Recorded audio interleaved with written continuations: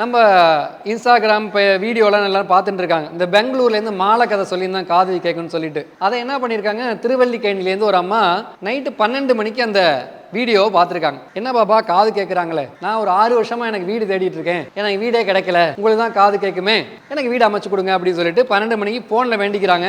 மறுநாள் ஆகுது, 6 நாளில் அவங்களுக்கு வீடு கிடச்சிருக்கு.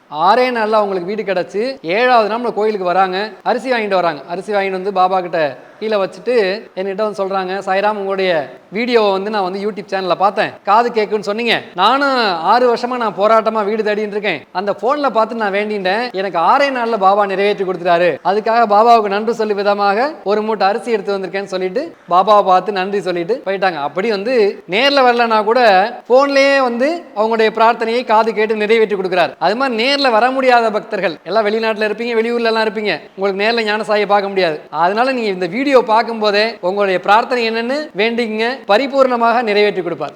ஓம் ஸ்ரீ சாய் வாசுதேவாய நமஹ.